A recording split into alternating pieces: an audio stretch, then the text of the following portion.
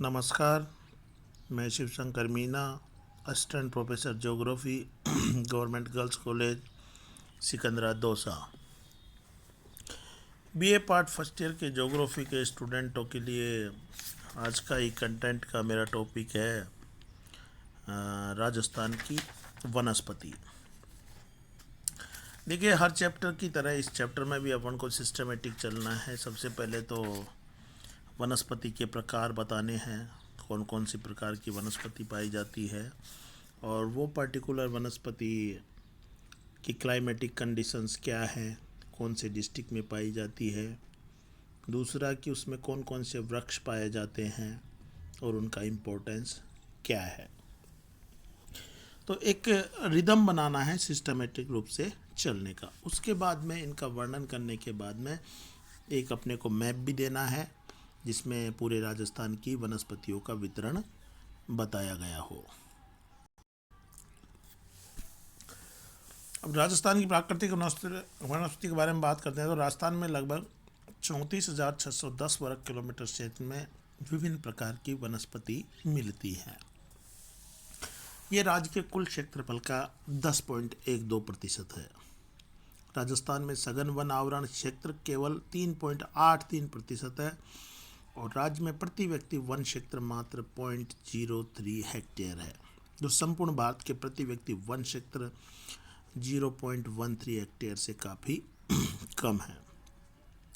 वनस्पति की बात करते हैं तो इसको जलवायु, मिट्टी, भूमि की स्थिति तथा भूगर्भिक इतिहास आदि कारक प्रभावित करते हैं।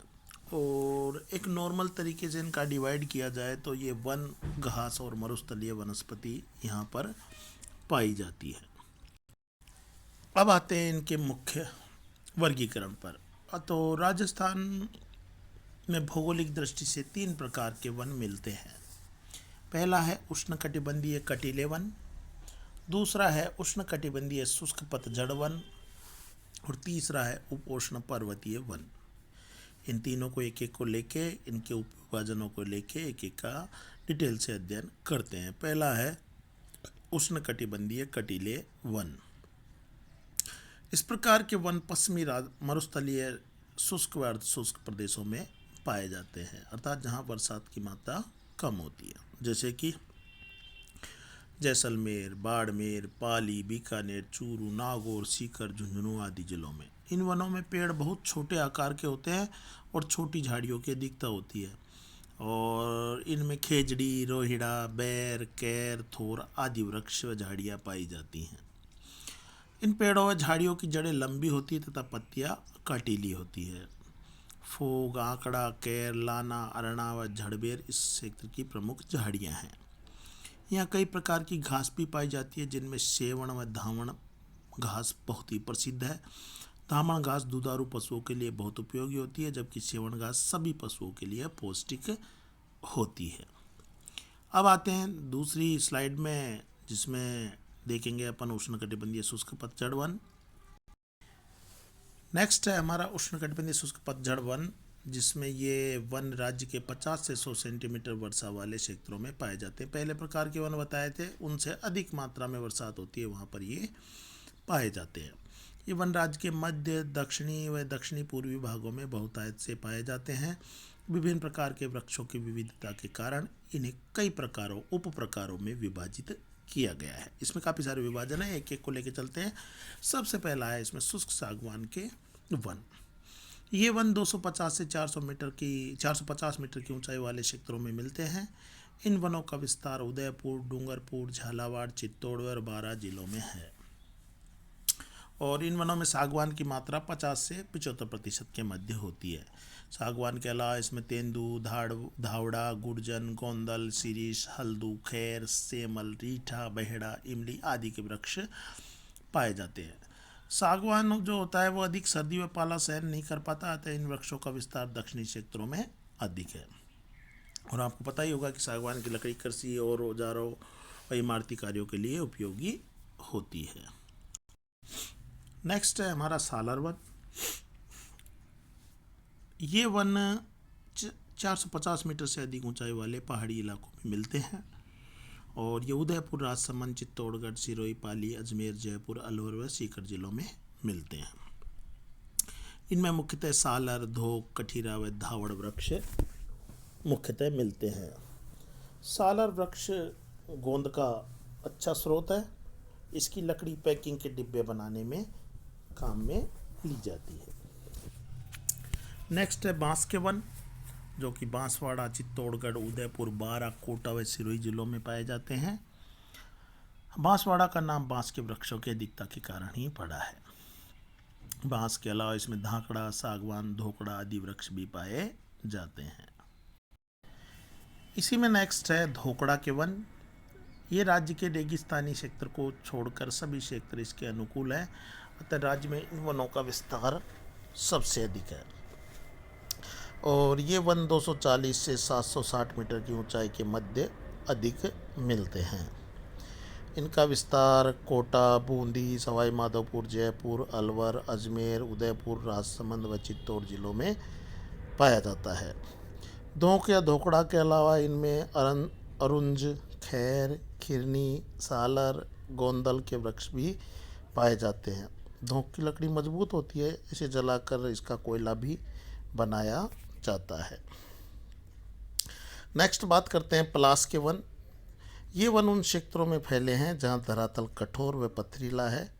पहाड़ियों के मध्य चल पठारी धरातल है, वहाँ ये बहुतायत में पाए जाते हैं।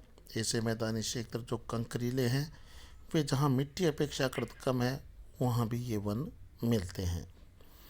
और ये वन मुख्यतः अलवर, अजमेर, सिरोही, उदयपुर, पाली, राजसमंद व चित्तौड़ में फैले हुए हैं। नेक्स्ट में बात करते हैं खैर के वन। इन वनों का फैलाव दक्षिणी पठार भाग में है तथा झालावाड़, कोटा, बारां, चित्तौड़ व सवाई माधोपुर जिलों में फैले हुए हैं। बबूल के वन।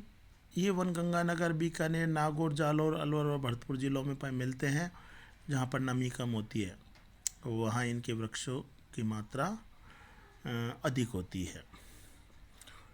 मिश्रित पर्णपाती वन। ये वन राज्य के दक्षिणी पहाड़ी क्षेत्र में पाए जाते हैं। सिरोही, उदयपुर, राजसमंद, चित्तौड़गढ़, कोटा व बारां जिलों में इनका विस्तार अधिक है और इनमें आंवला, शीशम, सालर, तेंदू, अमलतास, रोहन, करंज, गूलर, जामुन, अर्जुन आदि वृक्ष पाए जाते हैं। नेक्स्ट तीसरे प्रकार के वन की बात करें, उपोष्ण पर्वतीय वन। इस प्रकार के वन केवल आबू पर्वतीय क्षेत्र या माउंटेनियस टेरेन में पाए जाते हैं। इन वनों में सदाबहार एवं अर्ध सदाबहार वनस्पति होती है। ये ध्यान रख लेना कि सदाबहार वनस्पति का मतलब क्या होता है। इसमें क्या होता है कि कई प्रकार की मिश्रित वृक्ष पाए जाते हैं, सतह से लेके मध्यम ऊंचाई तक और अधिक ऊंचाई तक। और ये क्या होता है कि अलग अलग टाइम पे अपनी पत्तियां गिराते हैं। कुछ एक होते हैं जो नहीं गिराते, तो कभी कौन किसकी पत्ती गिर रही है, किसी कौन से मौसम में, नेक्स्ट मौसम में अगले गिर जाएगी, तो कोई न कोई इसमें वृक्ष हरा भरा बना रहता है। यहाँ वनों की सघनता अधिक है, अतः साल भर हरियाली बनी रहती है। इन वनों में आम, बांस, नीम, सागवान आदि के वृक्ष पाए जाते हैं। अब देखिए, ये वर्णन तो मैं आपको पीडीएफ के रूप में भी भेज दूंगा और इसका वनस्पति का मानचित्र भी भेज दूंगा कि कौन सी वनस्पति कहाँ पर पाई जाती है। हो सके तो या तो इनका प्रिंट आउट ले लिया करो या कोई दूसरे मोबाइल में देख के इनको स्टडी कर लिया करो। लेकिन एक बार फिर से रिपीट कर रहा हूँ, इसको सिस्टमेटिक तरीके से लेना कि एक तो मैप में डिनोट करना है कि कौन सी वनस्पति कहाँ पाई जाती है। सेकंड, उसके प्रकार और उपप्रकार बताते हुए उसका कौन से जिलों में विस्तार है, वृक्ष कौन से पाए जाते हैं और वो पर्टिकुलर कोई उसका इम्पोर्टेंस है तो अपन को वो भी बताना है। और इसमें आगे चल के सिंपल सा क्वेश्चन नहीं आता है, पूछ सकता है वानिकी विकास के प्रमुख कार्यक्रम कौन कौन से हैं, जैसे अरावली वृक्षारोपण परियोजना, वानिकी विकास परियोजना, इंदिरा गांधी नहर क्षेत्र वृक्षारोपण व चारागाह विकास परियोजना, मरु वृक्षारोपण कार्यक्रम, राष्ट्रीय वनीकरण कार्यक्रम, मरु प्रसार रोकथाम कार्यक्रम, राष्ट्रीय वनीकरण कार्यक्रम, राष्ट्रीय बांस मिशन कार्यक्रम, हरित राजस्थान योजना, इंदिरा गांधी परियोजना और प्रदेश की पहली वन व पर्यावरण नीति 2010, वानिकी एवं जैव विविधता परियोजना, इनसे कई तरीके से क्वेश्चन आ सकता है। इन सब मैं आपको पीडीएफ के रूप में भेज दूंगा, लेकिन कंटेंट में आपको इम्पोर्टेंट टॉपिक ही पढ़ाए जा सकते हैं। Thank you.